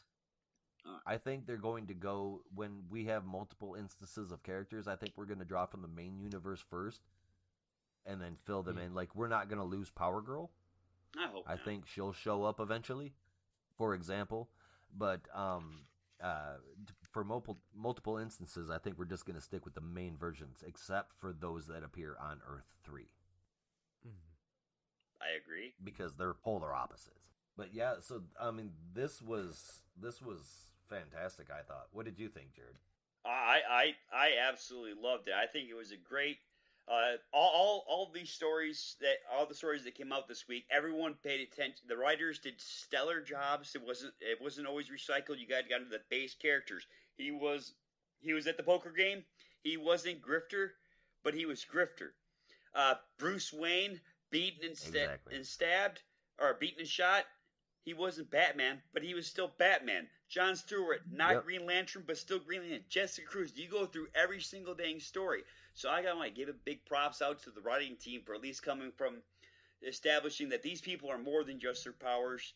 That no matter what, they're the same people from the inside, and I love that. It drives better stories. It shows well, it makes it so you can connect with them more.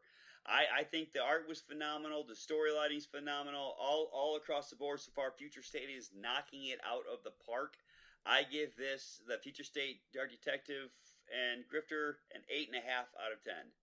8.5 Grifters because Grifter kicks ass. Yeah, I really like this. The second story was a lot of fun. I really like seeing Cole Cash like doing this kind of scoundrel bit. And the kind of buddy cop team up of Luke Fox and Grifter is something that's a lot of fun to see. Overall, I enjoyed this. I enjoyed this format much more than the 3-story one. To be honest, I did too. This 2-story half and half felt a little bit more because both of these stories had a lot of love put into them, and they felt like full stories. I didn't feel like I was getting a story in and then a third of each of another couple of stories. Right, This was a very good experience, and I would like to support this format. And I mean, these are great stories, and they're going to be. This is the main Batman kind of entry here, so like this is the one. I'll give this a solid 8 out of 10. Guys, as far as Batman goes, I mean, it's Batman. He's in a new world. He's got a new costume, and he's severely limited compared to what he used to be. But I mean, it's still Batman, and I was worried about it, but now I'm optimistic, or at least curious. Grifter was awesome, and let's keep in mind that it's actually called Grifters, and I don't think that's just him and Batwing. It looks like Huntress is going to be teaming up too, and the idea of Batwing, Huntress, and Cole Cash on the team, I can't even picture that, but I want to. So I'm all for that, man. I give this one altogether, I'm giving this an 8.25 out of 10. So now it is time for us to pick the top 3 books of the week and your favorite panel / moment of the week. Reed, you want to start us out first? Hell yeah. Okay, so this is tough. This is a tough one. So I know you guys are gonna think you've got me all figured out on this one, but I will say, all right.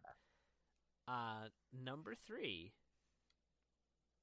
All right, yeah. Number 3 this week is going to be Green Lantern number 1, with a heavy leaning to the Jessica Cruz story, bringing this one up into the ranking.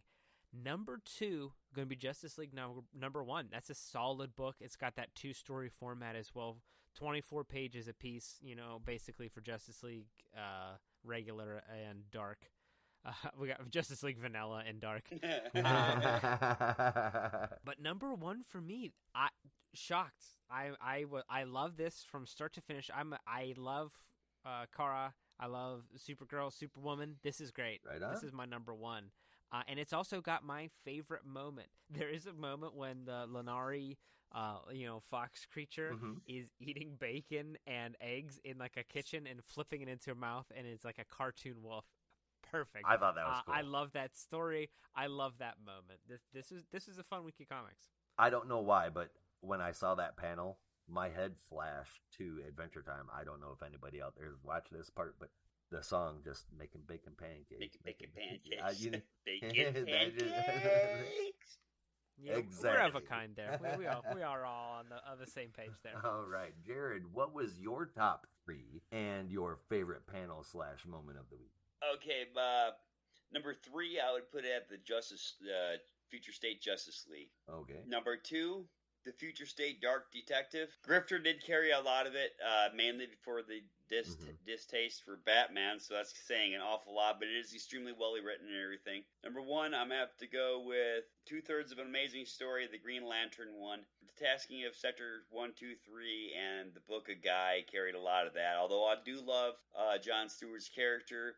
He doesn't really have a lot to work on, so it's a lot to ask from a story. Like Reed said, having it two people or two stories, that seemed to work out a lot better for him. It seemed rushed, but the explosiveness of the Jessica Cruz, the hoping that the showing that Guy could handle the great power and responsibility, hoping he doesn't have an Uncle Ben. It's got to be right. The Green Lanterns. And what's your favorite panel/moment of the week? That is simple.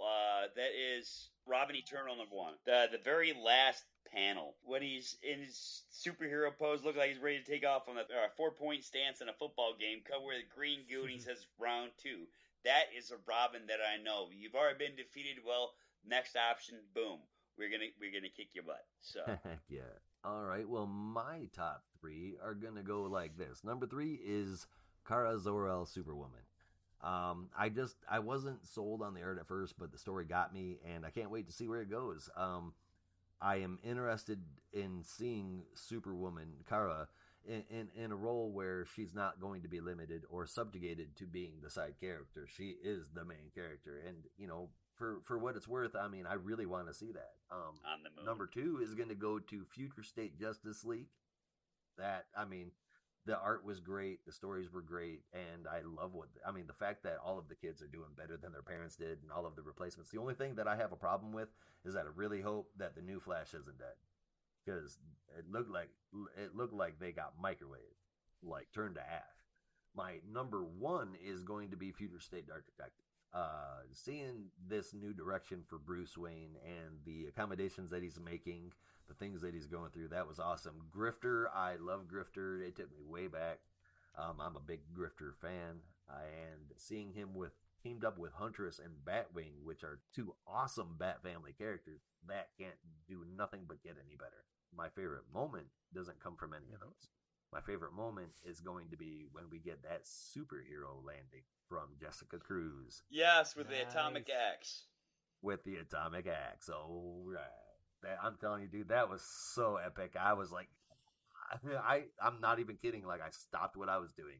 I picked up my tablet and I took it to my wife and I said, "You read this story." It was just, I loved it. So now that we're done with the good part, it's now time for the biggest thinker. Oh, that's nasty. All right, well, I think I'll lead us off here if you don't mind, because this is a clear-cut one for me. Go for it. Solely because out of all these comics, it's the only one where no actions whatsoever took place. Teen Titans #1 is going to be my big stinker. Jared, what made the stink list for you today? Well, it kind of goes against yours. Mine has to be the Kara Zor-El Superwoman. All right. Mainly because I'm not a pubescent female. I'm not a tween, so I'm not able to connect with it. It's world power, girl power. I have a whole mess of daughters. I'm all about girl power, but I'm not their target demographic. For their target demographic, they did excellent, but that for me, that's a stinker. Are you telling me when you sit down and the kids have on My Little Pony, you're not getting into that? Is that what you're telling me? My kids watch. Don't tell me that, Jared. My kids watch Rick and Morty. Oh, okay, all right. Well, never mind. They're not into My Little Pony either. Nope. All right, guys, I really didn't want to do this part this week. Most everything was pretty good to me, but somebody has to step into those shoes and fill the breeze, so to speak. My biggest stinker is going to have to be Green Lantern. I have to pick this just because I wasn't into 2 of the stories. They were okay. It just wasn't for me. I'm not a Jon Stewart fan. It wasn't a bad story. It just wasn't. I wasn't into it. And then, of course, with Guy, it was pretty much the same thing. It was cool to see a character I couldn't stand done in a way that was good, like they did with Superboy Prime. But that's not enough for me to get invested. I love that Jessica Cruz story, though, and I rated that one higher than everything else individually. If I graded it, I had to grade it as a whole, so here we are. Yeah, that Jon Stewart one should have been the shortest out of all of them. Yeah. Just because it had the Teen Titans problems. There's lots of battles, but nothing really happened. Commercially, he's probably the most popular Green Lantern that there is. Diehard comic book fans are going to lean all over the place. But commercially, because he's been exposed so much with all of the animated shorts and all of the animated cartoons and everything, he's been saturated everywhere. So a lot of people grew up with Jon Stewart as their Lantern. He was the first superhero that was black. They didn't have the word black in his name. That's true. So, I mean, there's a landmark there, too. It spoke to an entire generation of people that were coming into comics, and it also helped welcoming in African Americans into the realm and everything like that by not subjugating them. Hey, you're not identified as being black. You're identified as being you. Yeah, I really enjoy this story. I think has like a good bones to it, but I don't think they did it a service. I feel like it was a little bit too stretched or something. I think the cartoony art took away from the military kind of feel that the story should have had to it.